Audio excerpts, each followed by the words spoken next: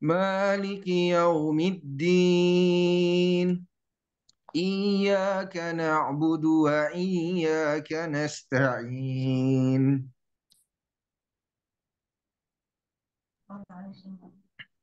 اهدنا الصراط المستقيم صراط الذين أنعمت عليهم غير المغضوب عليهم ولا الضالين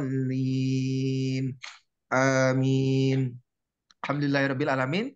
Semoga dengan barokah surat Al-Fatihah membuat kajian kita pada malam hari ini dilimpahkan barokah oleh Allah Subhanahu wa taala, berkah dan manfaat ilmunya. Amin amin ya rabbal alamin.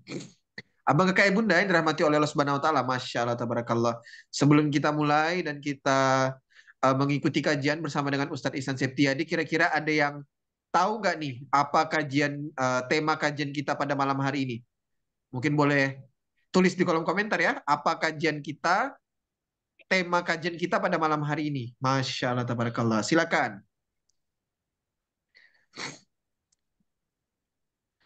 Baik. Tema kita kajian pada malam hari ini, apakah kakak bunda yang dirahmati oleh Allah Subhanahu wa taala, kajian spesial kita ya, bertepatan dengan 22 Desember 2024 atau yang biasa kita atau masyarakat Indonesia peringati dengan Hari Ibu. Masya Allah, tabarakallah. Ibu ini sangat spesial ya. Di dalam Al-Quran dan juga di dalam agama kita Islam, ibu ini sangat dimuliakan oleh Allah Subhanahu wa taala. Jadi insya Allah pada malam hari ini tema kajian kita adalah ibu. Pintu surga bagi anakmu dimulai dari rumah. Masya Allah tabarakallah. Ini adalah kajian yang akan membahas amalan-amalan yang jika dilakukan oleh para ibu, maka insya Allah di dunia rumah kita akan menjadi surga bagi keluarga. Dan kelak di akhirat surga menjadi rumah bagi keluarga kita berkumpul. Masya Allah tabarakallah. Kita pasti menginginkan keluarga kita, ayah ibu kita, sanak famili kita kelak di dunia juga akan berkumpul kelak di akhirat. Kita pasti beranggapan seperti itu. Tidak ada satupun dari kita yang pengen seandainya ada ibu kita, hatta ayah kita, adik kita, kakak kita yang nyangkut di tempat selain surga ya.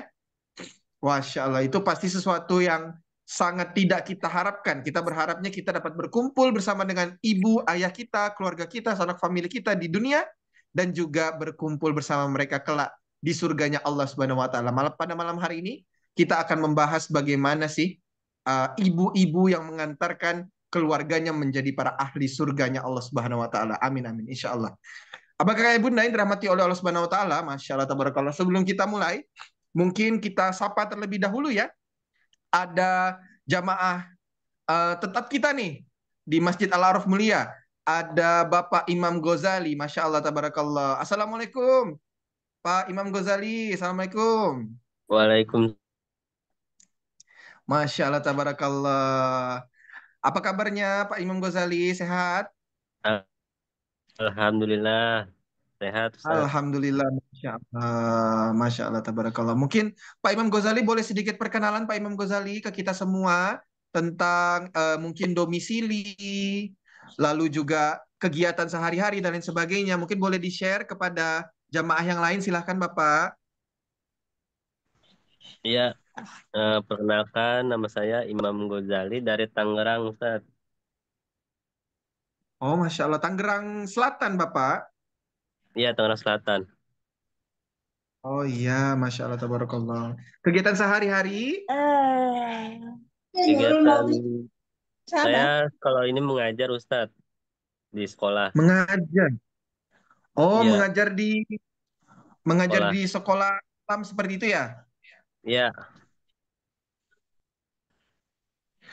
Kalau boleh tahu berarti biasa kalau sekolah Islam itu SDIT atau SMPIT mungkin Bapak atau bagaimana? saya madrasah MTS, Madrasah Sanawiyah. Oh, Masya Allah Madrasah Sanawiyah ya. Oh berarti kita panggilnya Ustadz Gozali nih atau Ustadz Imam nih. Masya Allah Tabarakallah. Terima Ya, kasih Ustadz sudah sama-sama. istiqomah mengikuti kajian bersama dengan kita. Insya Allah kalau ada waktu, ada rezeki nanti kita bisa ketemu ya Ustadz ya. Mungkin di Siap, Tangerang siap ataupun Ustaz. di Amin. Pontianak Kalimantan Barat. Masya Allah Amin. Tabarakallah. Salam buat keluarga, semoga keluarga Ustadz Imam Ghazali selalu dilindungi oleh Allah Subhanahu wa taala, dilancarkan urusannya dan dijauhi dari mara bahaya. Amin amin ya rabbal Amin, amin. alamin. Terima kasih Ustadz. Baik.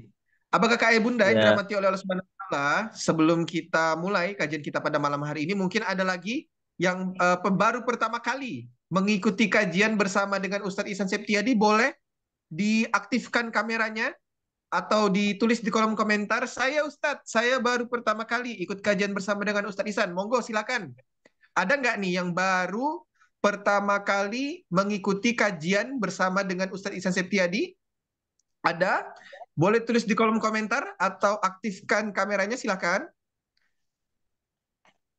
Sambil kita menunggu insya Allah kedatangan dari abang kakak ayah bunda sekalian yang lain. Insya Allah. Oh tidak ada ya? Sepertinya ini kajian. Assalamualaikum. Ah iya, Assalamualaikum Ustaz. waalaikumsalam warahmatullahi wabarakatuh. Bunda Rina Triwantri. Benar ya? Iya, Masya Allah, tabarakallah. saya Bagaimana dari kabarnya Bunda? Alhamdulillah sehat. Saya dari Alhamdulillah. Riau. Dari mana Bunda? Dari Riau, Bagan Batu. Oh Riau, Provinsi Riau. Masya Allah, Iya, tabarakallah. Ini tetangganya gurunda kita semua, Ustadz Abdul Somad. Jauh nggak rumah Ibu dari rumah Ustadz Abdul Somad, Ibu? sekitar 4 jam. 4 jam, Masya Allah, tabarakallah. Ahlan wa sahlan. Kira-kira mengetahui kajian, mengetahui informasi tentang kajian ini dari mana, Bunda?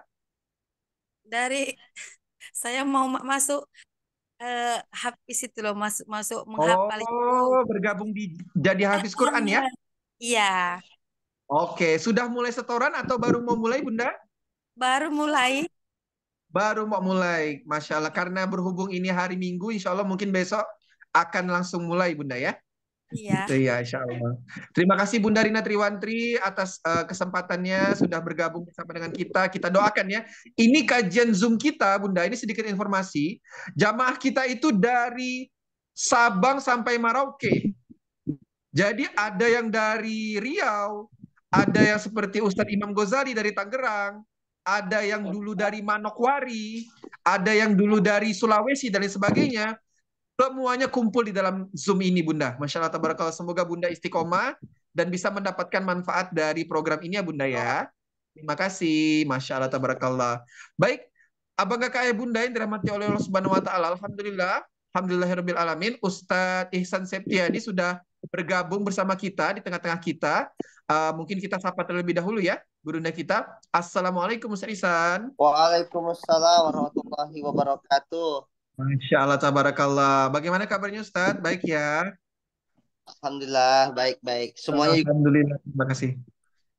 Alhamdulillah, Alhamdulillah baik Ustaz. Baik, apakah kakak Bunda yang dirahmati oleh Allah Subhanahu wa taala, insya Allah pada malam hari ini kita akan sesaat lagi mengikuti kajian bersama dengan Ustadz Ihsan Septiadi. Untuk itu marilah sebelum kita mulai, kita luruskan hati kita luruskan niat kita menuntut ilmu semata-mata karena Allah Subhanahu wa taala. Semoga ilmu yang kita dapatkan manfaat dan barokah. Baik.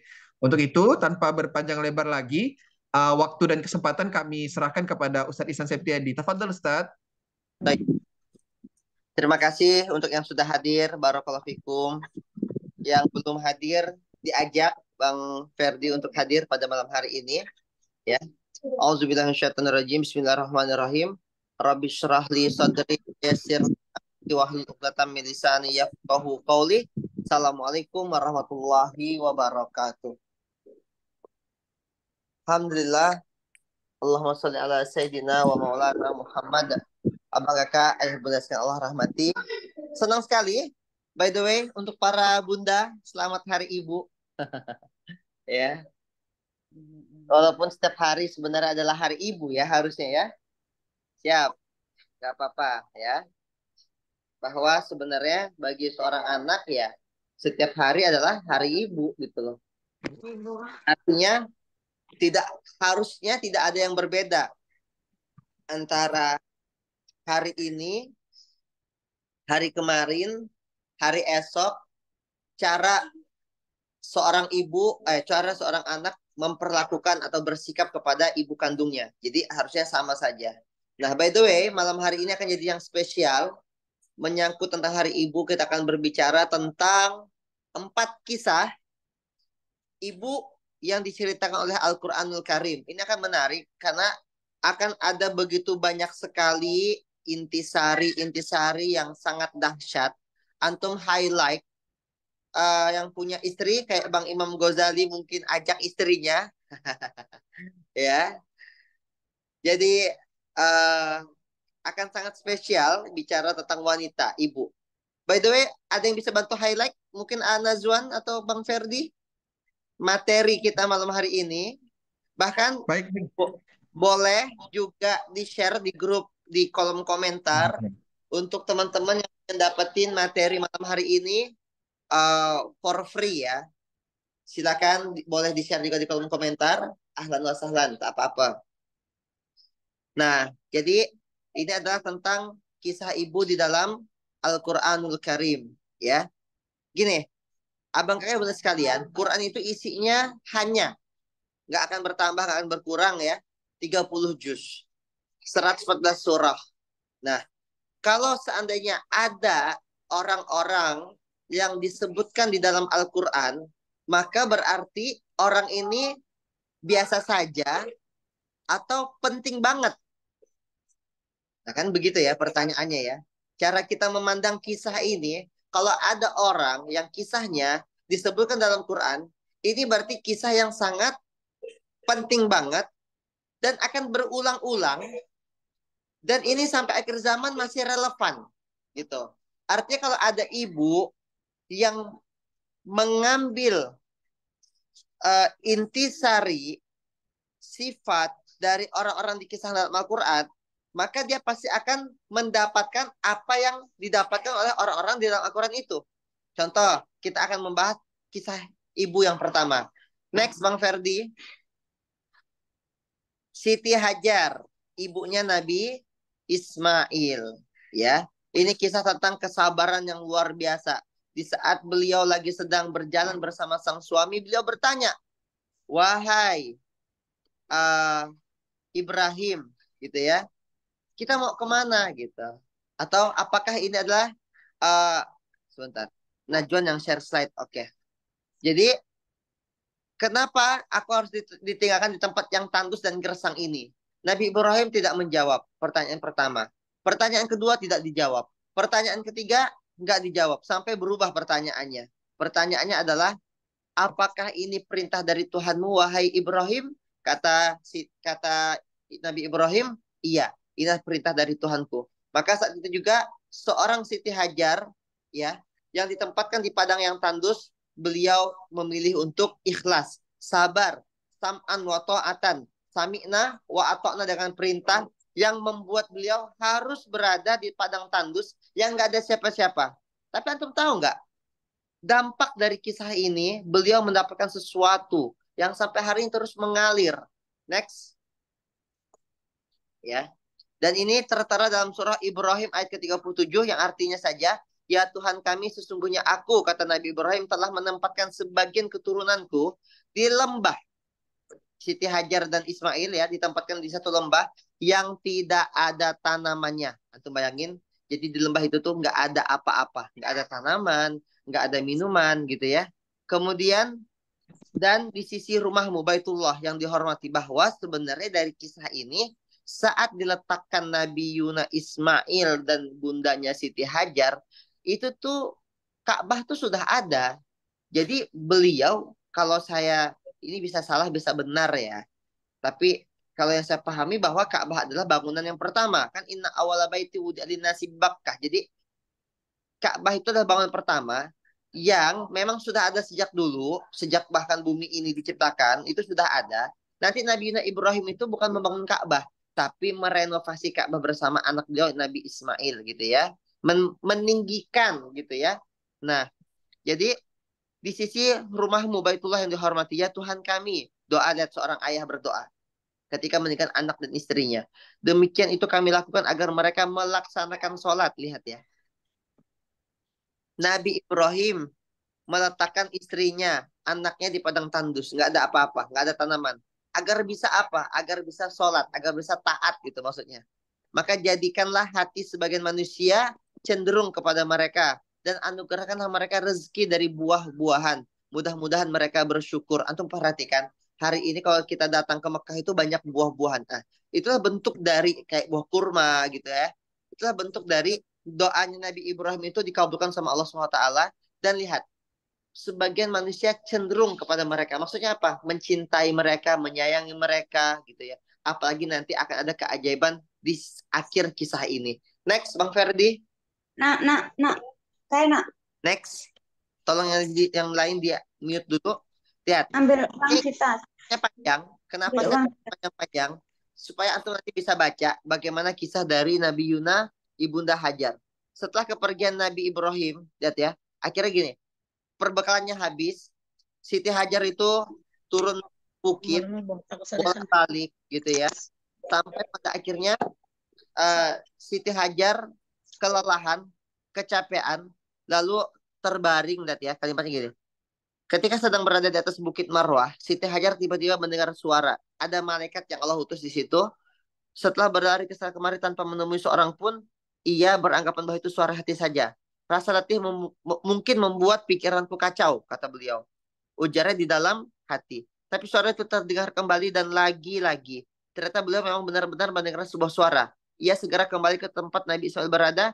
Ketika Siti Hajar sampai ke tempatnya Nabi Ismail itu sedang menangis sembari menghentak-hentakan kakinya ke tanah, dan hentakan kaki Ismail tersebut kemudian mengalirlah air Zam-Zam, ya, air dari dalam tanah. Lalu Siti Hajar kemudian berkata, berkumpullah.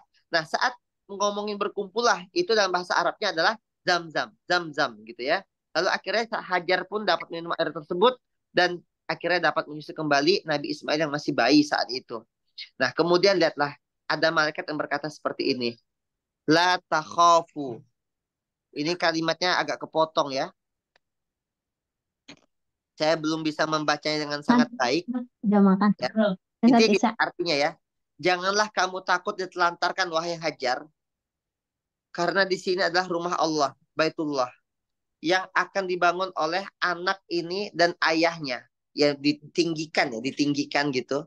Sesungguhnya Allah tidak akan menyanyiakan hambanya. Lihat kalimatnya. Ini adalah perkataan dari malaikat, dan tentunya setiap malaikat berkata, setiap malaikat berbuat sesuatu itu atas dasar izin dan perintah kemauan dari Allah SWT. Karena malaikat itu tidak mengerjakan apapun kecuali atas perintah dari Allah SWT. Itu malaikat gitu ya.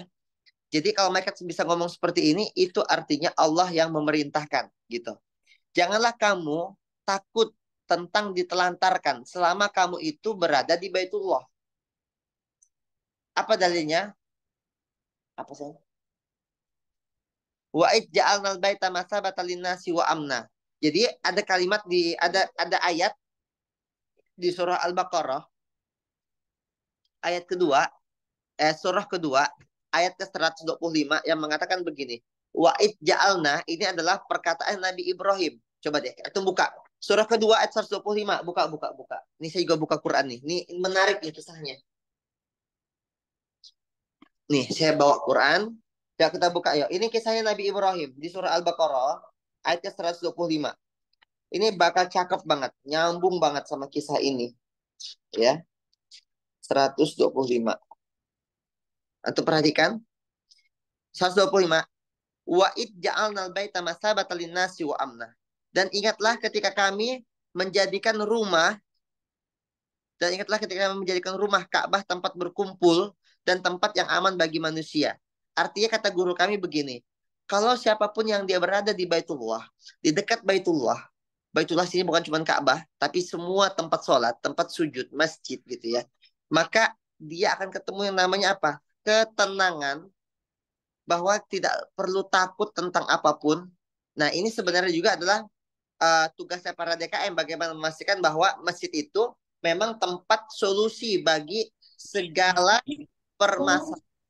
Nah, begitu ya. Dan Ibrahim itu tempat sholat.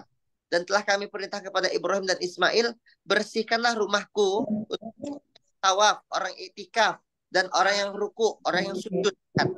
Jadi itikaf itu apa? Berdiam di masjid. Sampai kadang kalau di Ramadan kita tuh sholat gitu ya. Bang, ada yang bocor suaranya. Jadi tolong para admin teman bantu untuk kita unmute semuanya ya.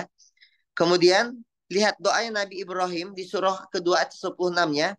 Dan ingatlah ketika Ibrahim berdoa, ya Tuhanku, jadikanlah negeri Mekah ini negeri yang aman dan berilah rezeki berupa buah-buahan kepada penduduknya, yaitu di antara mereka yang beriman kepada Allah dan hari kemudian. Kemudian Allah berfirman, dan kepada orang-orang kafir akan aku beri kesenangan sementara, kemudian akan aku paksa ke dalam azab neraka. Itu sebaik-baiknya tempat kembali. Masih lanjut, lihat di ayat 127 itu lebih menarik lagi, karena setelah beliau alaihi salam, Nabi Yuna, Ibrahim dan Ismail selesai mendirikan Ka'bah, lihat kalimatnya, ya.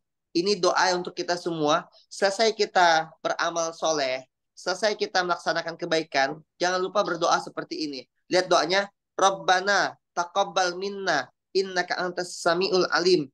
Wahai Tuhan kami, terima amal kami. Nabi Ibrahim ngebangun Baitullah, mendirikan Baitullah gitu ya. Kemudian apa setelah itu? Masih minta terima amal kami ya Allah. Nah, apalagi kita bangun Baitullah tidak gitu ya. Amal masih receh, dosa sebanyak pasir, berharap surga, maka perlu banget untuk kita berdoa setelah beramal soleh, Rabbana taqabbal minna innaka antas samiul alim. Karena doa ini adalah doa Nabi Ibrahim yang diajarkan langsung dalam Al-Quran oleh Allah Subhanahu wa taala dan menjadi bagian dari kalamullah. Maka penting apapun amal soleh kita, Rabbana taqabbal minna innaka antas samiul alim. Ya Allah, terima amal kami. Nah, lihat abang kakak ibunda sekalian, kesabarannya ibunda Hajar itu berbuah Zamzam. Maka untuk seorang ibu agar mendapatkan Zamzam, sabar-sabar. Untuk seorang ayah agar bisa dapatkan Zamzam, sabar-sabar. Mendidik anak itu capek nggak kira-kira? Coba jawab. Mendidik anak itu capek nggak? Dari mulai mengandungnya, ngasih makannya, susunya, nyusuinya, kemudian ngasuhnya. Capek nggak didik anak? Ah? Capek, Ustaz, capek. Tapi balasannya surga, insya Allah. Oh, insya Allah Kak Anis ya. Capek kan didik anak. Tapi abang kakak ingat, dari kita anak, itu kan ada zam-zamnya. Apa zam-zamnya nanti? Lihat. Idza mata ibnu Adam, in qata amaluhu illa min thalathatin, shadaqatun jariyah, aw waladin shalih yad'ulah. Ya. Yaitu salah satunya dari amalan yang tidak akan terputus adalah anak soleh yang mendoakan orang tuanya. Nah, itulah zam-zam. Maka pastikan jangan sampai capeknya kita ngedidik anak kita tidak membuat dia makin taat kepada Allah. Nabi Ismail, kenapa Zamzam bisa lahir, bisa keluar dari kakinya? Karena orang soleh, gitu aja. Supaya hidup kita penuh dengan berkah, penuh dengan Zamzam, penuh dengan keajaiban, pastikan diri kita, keluarga kita, itu berada di jalan kebaikan. Dan kalau bisa, abang kakek bunda sekalian, Bang Fawaz, sebentar ya. Nih, saya pengen teman-teman tuh minta anaknya itu disugesti. Sayang, sini sayang. Coba, sini. Jawab ya. Abang kalau udah besar mau bangun apa? Masjid. Mau bangun apa? Masjid. Masjid. Abang kalau udah besar mau jadi apa? Ustaz. Mau bangun apa? Masjid. Terus apa lagi? Pondok. Terus apa lagi? Berapa banyak santrinya? Ribuan. Ribuan santrinya. Kenapa mau bangun masjid?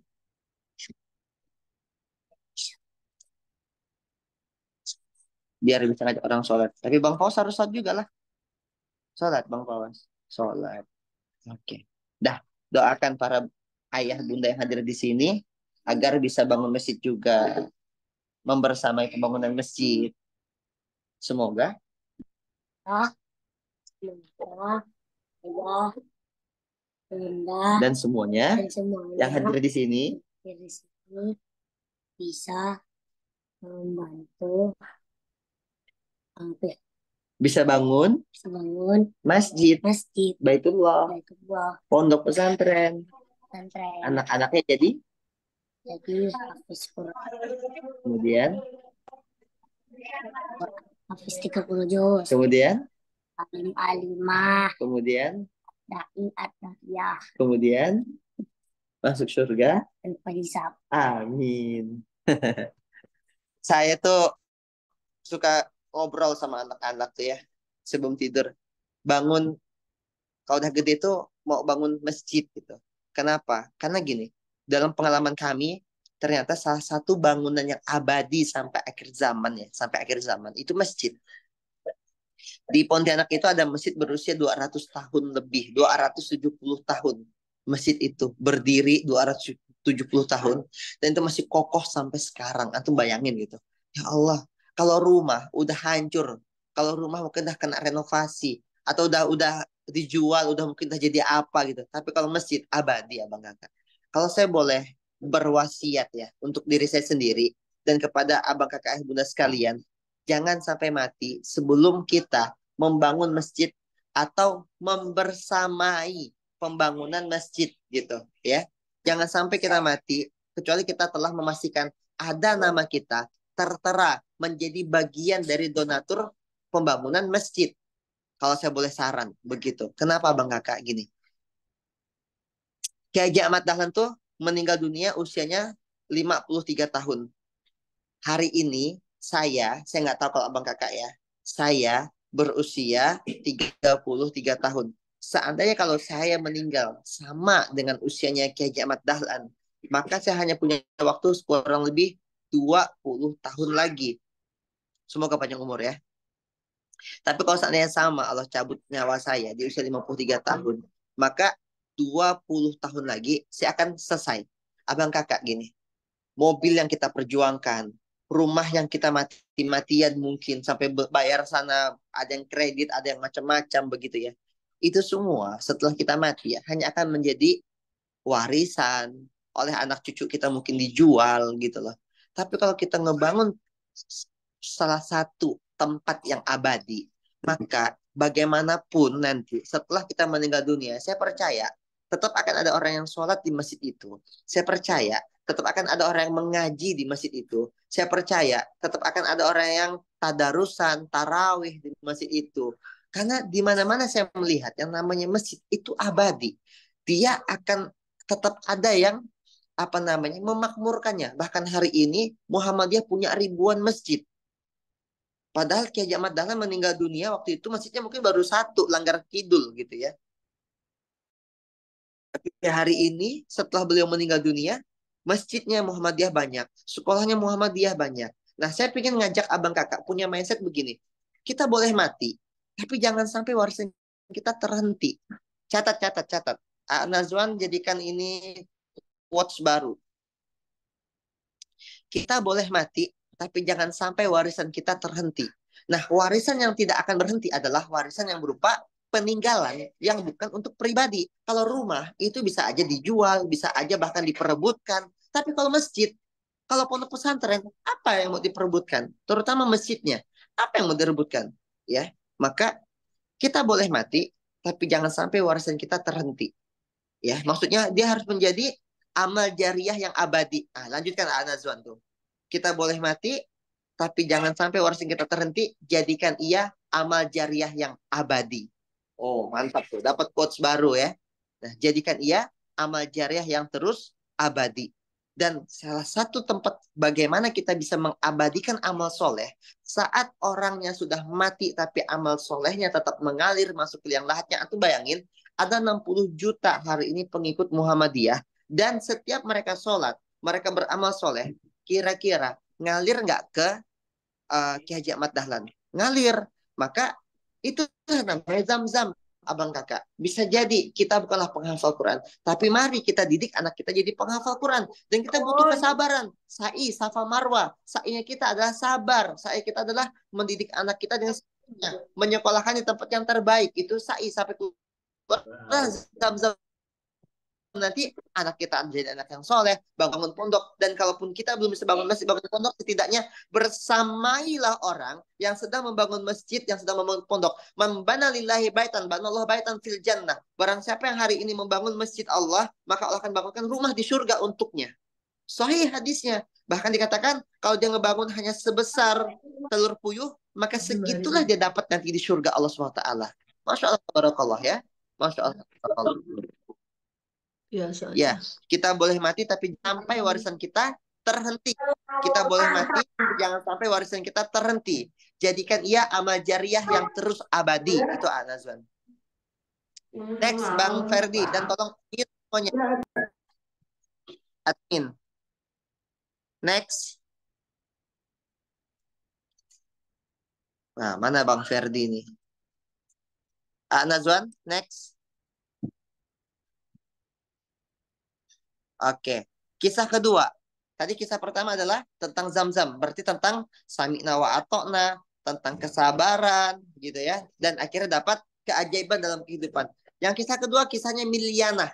Siapa ini Milyanah? Ibu Nabi Musa. Ada 3 yang kita highlight dari kisah ini. 1 tentang perintah Fir'aun. Oh, Nazwan yang geser slide. Oke.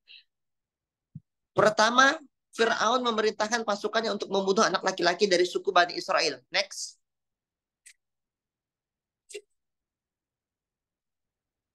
Berada dalam surah Al-Qasas ayat keempat dikatakan gini, kata Fir'aun. Sesungguhnya Fir'aun telah berbuat sewenang-wenang di muka bumi. Kemudian menjadikan penduduknya berpecah belah. Dia menindas golongan dari mereka Bani Israel. Dia menyembelih anak laki-laki mereka dan membiarkan hidup anak perempuannya. Sesungguhnya dia Fir'aun termasuk orang yang berbuat kerusakan. Ini 1. Kisah pertama adalah kisah tentang Fir'aun yang memerintahkan menyembelih anak laki-laki yang lahir pada saat itu. Next, kisah yang kedua. Highlight yang kedua, bukan kisah yang kedua. Ini highlight yang kedua. Next. Ketaatan Milyanah. Milyanah ini, ibunda dari Nabi Musa, diperintahkan oleh SWT untuk apa? Menghanyutkan bayinya yang masih baru lahir waktu itu, kemana? Ke sungai. Lihat kalimat dari Allah SWT. Letakkanlah ia, Musa, di dalam peti. Kemudian lemparkan ia ke dalam sungai Nil, maka pasti sungai itu akan membawanya ke tepi. Supaya diambil oleh Fir'aun, musuhku, dan musuhnya. Dan aku telah melimpahkan kepadamu kasih sayang yang datang dariku, dan supaya kamu diasuh di bawah pengawasanku. Lihat, ada bayi baru lahir, disuruh lemparkan ke sungai, hanyutkan ke sungai. Kalau pakai akal, ibu yang masih pakai akal, nggak mungkin mau bayinya itu dikirim, dibuang begitu saja ke sungai. Kemudian, dan pasti ketemu nanti di hulu sungai itu adalah Fir'aun. Gitu loh. Ya. Gimana caranya? Firaun itu mendatangi rumah ke rumah, dan kalau ketemu anak itu disembelih gitu. Tapi ini ada orang diperintahkan menghanyutkan bayinya, yang di ujung dari sungai itu dia pasti ketemu dengan Firaun tuh. Lihat ya. Karena kadang tempat yang paling aman adalah tempat yang paling berbahaya. Kadang tuh begitu ya. Nah, next. Tapi ini taat. Lagi-lagi tentang taat. Antum perhatikan. Kisah pertama taat. Kisah kedua taat ya. Lalu muncul keajaiban dari Allah SWT. Apa keajaibannya? Allah melindungi Nabi Musa, kan bisa aja mungkin waktu Nabi Musa dihanyutkan tuh gerak sana gerak sini, terbalik gitu ya, meninggal dunia kalau terbalik ya. Tapi ternyata itu diselamatkan sama Allah. Kemudian bahkan nanti dikembalikan kepada Milyanah ibunya. Lihat kisahnya. Dan kami cegah Musa dari menyusu kepada perempuan-perempuan yang mau menyusuinya. Jadi banyak orang pengen nyusui Nabi Musa tuh nggak bisa, nggak mau. Sebelum itu, maka berkatalah saudara Musa, ini ada saudaranya yang mengikuti Nabi Musa gitu. Maukah? Katanya dia berpura-pura tidak tahu, tapi dia ngomong begini. Maukah kamu, aku tunjukkan kepadamu ahlul bait yang akan memeliharanya untukmu dan mereka dapat berlaku baik kepadanya. Padahal itu ibunya sendiri gitu ya. Akhirnya balik lagi, maka kami kembalikan Musa kepada ibunya supaya senang hatinya dan tidak berduka cita, dan supaya ia mengetahui bahwa janji Allah itu benar adanya. Tetapi kebanyakan manusia tidak mengetahuinya. Abang kakak lihat, begitu ibu ini taat, maka Masya Allah, tabarakallah, Allah kasih keajaiban. Dan nanti antum kalau mau tahu, seorang Imam Bukhari itu dulunya adalah, kalau tidak salah ya, saya lupa apakah matanya yang buta atau telinganya yang tuli. Itu Imam Bukhari. Oh ya, kalau saya matanya buta. Jadi Imam Bukhari itu terlahir katanya dengan mata yang buta. Sampai nanti doa ibunya yang membuat mata beliau itu bisa kembali melihat. Dan setelah itu apa yang terjadi? Beliau menjadi ahlul hadis. Beliau menjadi salah satu pengarang kitab hadis yang mengumpulkan hadis dengan ribuan hadis dan menjadi salah satu kitab yang paling sahih ya, yaitu kitab Bukhari dan kitab Muslim. Masya Allah, tabarakallah. Next, ketaatan. Jadi ibu ini memegang peranan yang penting ya. Ibumu kata Rasulullah itu, ibumu baru abimu gitu ya. Next, Hannah binti Fakuds. Next, ada yang mau jawab nggak? Saya kasih pertanyaan tuh. Tolong jawab di kolom komentar. Semuanya jawab. Ayo. Siapakah Hannah binti Fakuz? Coba jawab. Ayo. Jangan googling. Langsung jawab. Kalau nggak tahu bilang nggak tahu.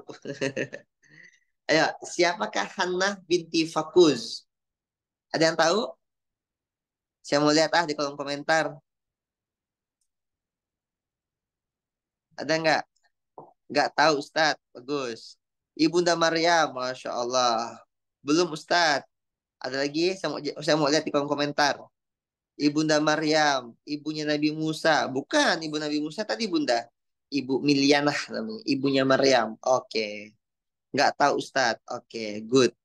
Yang sudah tahu ada 2 orang ya. Ya, 3 orang. Bunda Mulyati, Bunda Rahmayani, sama Bunda Fitria. 3 orang ini. Iya, benar. Next.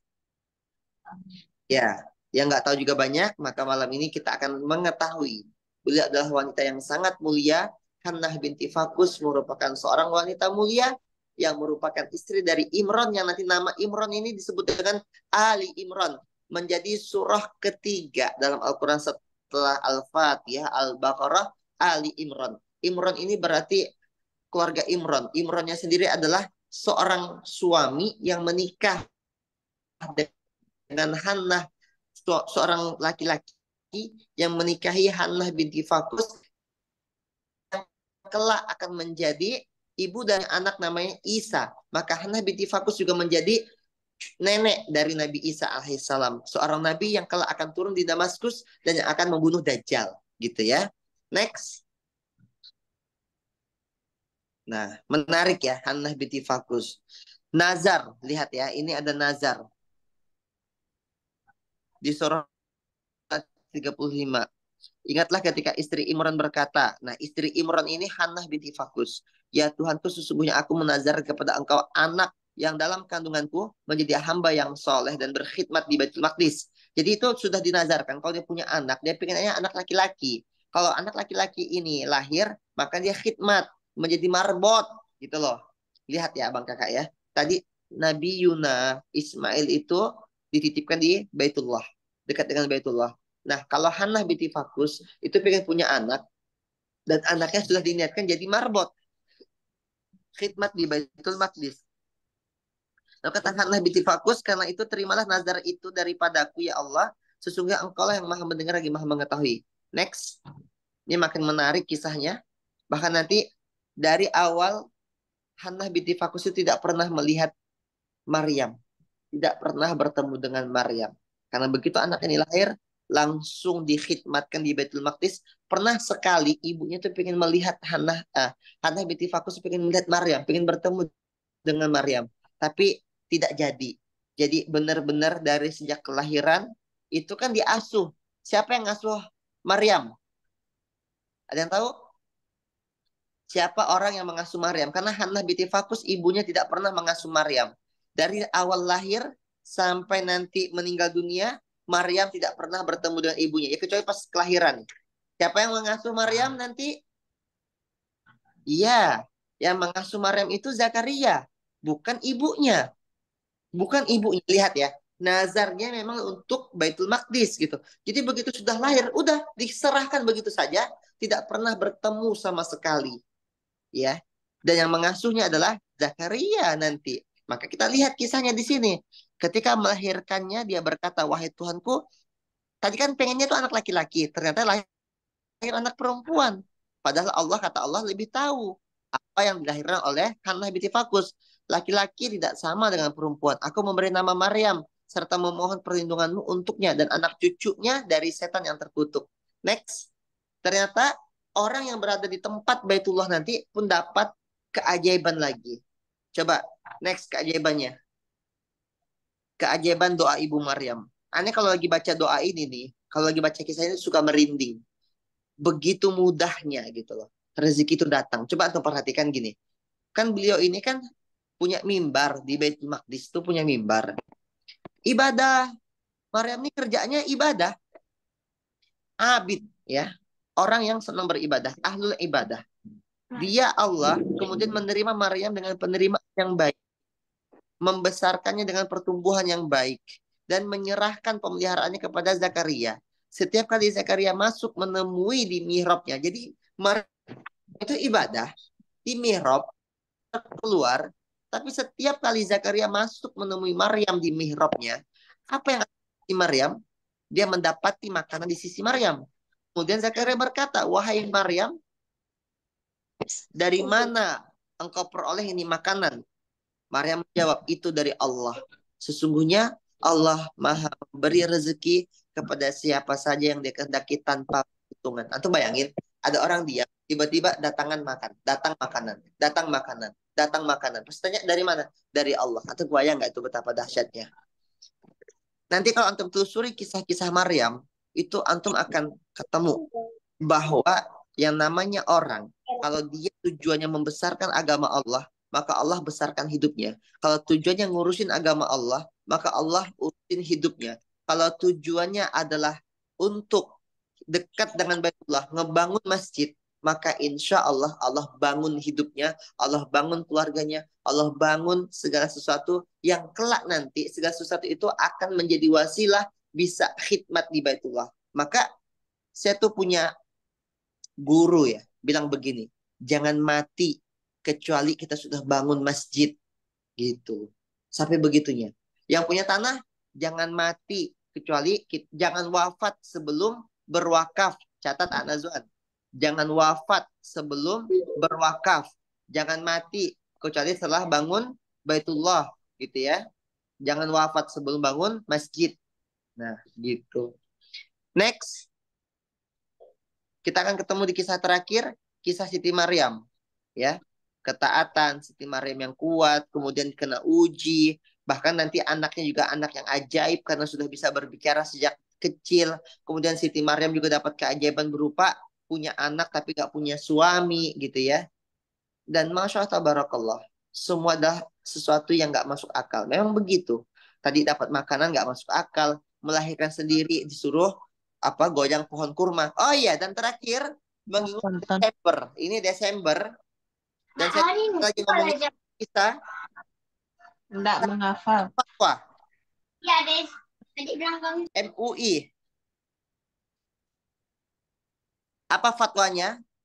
Yang menyatakan bahwa haram untuk dari kita mengucapkan selamat Natal. Tolong jangan berdebat tentang hal ini. Ya, tidak perlu ada yang diperdebatkan. Karena ini fatwa dari para ulama. Fatwa ini muncul sejak zamannya Buya Hamka. Dan fatwa ini diikuti oleh banyak para ulama-ulama garis lurus ya, yang menyatakan bahwa mengucapkan selamat Natal. Siapapun yang mendengar ini, tolong jangan bikin postingan apapun tentang ucapan selamat Natal. Jangan nge-share apapun tentang ucapan selamat Natal. Karena saat kita mengucapkan selamat Natal, kita sama saja seperti mengucapkan dan mengakui bahwa Allah itu punya anak. Padahal di qul huwallahu ahad, Allahus samad, lam yalid wa lam yulad. Allah itu Maha Esa, tempat bergantung segala sesuatu. Allah tidak punya anak dan tidak diperanakan. Dan dikatakan nanti salah satu ayatnya, saya lupa di Al-Maidah apa di An-Nisa, barang siapa mengatakan Allah itu punya anak, maka dia telah kafir. Maka ini yang menjadikan fatwa itu sangat kuat. Tidak boleh kita mengucapkan Natal. Kan Ustadz, kita toleransi, boleh bertoleransi, tapi jangan kebablasan dalam akidah. Dan jangan berdebat tentang hal ini, abang kakak. Ini ranah akidah. Antum tidak boleh berdebat di ranah akidah. Sebagaimana antum tidak boleh berdebat. Allah itu satu apa dua apa tiga. Nggak boleh begitu. Allah itu Allah Somad. Itu ranah akidah. Nabi Muhammad itu Isra dan Mi'raj. Itu ranah akidah. Itu tidak boleh diperdebatkan. Karena saat kita memperdebatkan hal itu, berarti kita akan dipertanyakan keimanan kita. Dan please, untuk semua yang mendengar ini, tidak ada yang boleh menuliskan selamat Natal. Kita tetap bisa kok berteman dengan teman-teman kita non-muslim tanpa harus mengucapkan selamat Natal. Dan saya sudah 33 tahun tidak pernah mengucapkan selamat Natal. Kami juga punya teman yang Kristen, kami juga punya teman yang Cina, dan biasa saja. Saling menghormati, saling menghargai. Tidak usahlah atas nama toleransi kemudian akidah tergadaikan, kemudian kita kafir tanpa sebab.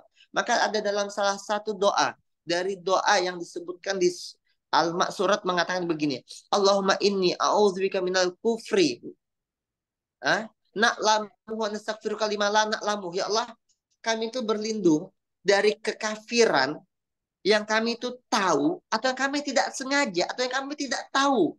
Nah, kalau antum tidak tahu, saya kasih tahu bahwa ada fatwanya yang menyatakan haram untuk mengucapkan selamat Natal. Dan jangan kebablasan dalam hal ranah akidah. Ini ranahnya sudah akidah. Antum boleh bertoleransi dengan teman-teman yang lain. Tapi bicara tentang akidah, kita punya fundamental. Jangan melewati batas itu. Itu garis merah. Kalau dilewatin, khawatir kita kafir dan kita tidak mengetahui kekafiran itu. Bahaya sekali. Bisa dipahami sampai sini? Jangan didebatkan. Karena ini adalah qaul para ulama kita. Ya, yang telah berijtihad dengan fatwa-fatwanya. Taib, lanjutkan yang terakhir, kisah keempat, penutup. Nazwan silakan lanjutkan. Sebelum itu, ini dah terakhir ya. Dan ingatlah ketika malaikat Jibril berkata, "Hai Maryam, sesungguhnya Allah telah memilih kamu, mensucikan kamu, dan melebihkan kamu atas segala wanita di dunia yang semas." Ini kurang, agak ada yang kepotong-kepotong kayaknya. Terakhir, ayat tadi, slide terakhir, ya ini. Hai Maryam, lihat ini penutupannya. Hai Maryam, taatlah kepada Tuhanmu, sujud dan rukulah bersama orang-orang yang ruku. Apalah poinnya?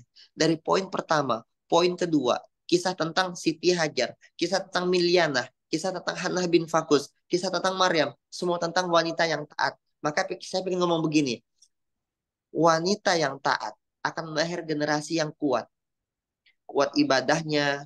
Bagaimana seorang Nabi Ismail ketika bapaknya yang tidak pernah ditemuinya datang-datang bilang, "Aku akan menyembelihmu." Lihat didikan tauhid dari seorang ibunda menyebabkan Nabi Ismail bilang, "Wahai ayahku, if'al ma tu'mar." Lakukan apa yang diperintah oleh Tuhanmu.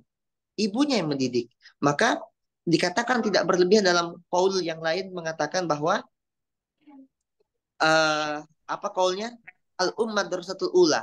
Bahwa ibu adalah sekolah bagi anak. Seperti bapak kakak ibu sekalian. Jadi penting sekali. Jadi gini, bahkan ada kata-kata lain, kalau kita pengen merusak satu generasi, gampang. Rusak saja ibunya. Kalau ibunya sudah rusak, maka generasi itu pasti akan rusak. Maka para ibu, para wanita, ayo terus belajar. Jangan kendor semangatnya. Dan jadilah ibu yang layak. Seperti sebagaimana Siti Hajar, Hannah bin Fakus, Milyanah, Maryam, ya, yang layak untuk masuk surga dan membawa keluarganya ke surga semuanya. Barakallahu fikum. Selamat Hari Ibu. Sekian dari saya. Mohon maaf lahir dan batin. Assalamualaikum warahmatullahi wabarakatuh. Waalaikumsalam warahmatullahi wabarakatuh. Masya Allah, tabarakallah. Syukron, jazakallahu khair kepada gurunda kita, Ustaz Ihsan Septiadi, atas kajian yang luar biasa pada malam hari ini.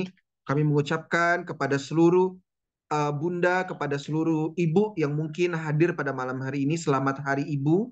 Marilah kita jadikan momentum Hari Ibu ini sebagai pengingat bahwa Allah Subhanahu wa Ta'ala telah menurunkan malaikatnya ke atas permukaan bumi ini tanpa sayap. Itulah ibu kita. Masya Allah, tabarakallah. Semoga ibu-ibu yang sudah mendahului kita, orang tua yang sudah mendahului kita, dilapangkan kuburannya, dilapangkan akhiratnya, dan semoga ibu-ibu kita yang mungkin masih berada di tengah-tengah kita diberikan kesehatan, diberikan kelancaran hidup, dan seterusnya. Amin amin ya rabbal alamin. Masya Allah, tabarakallah.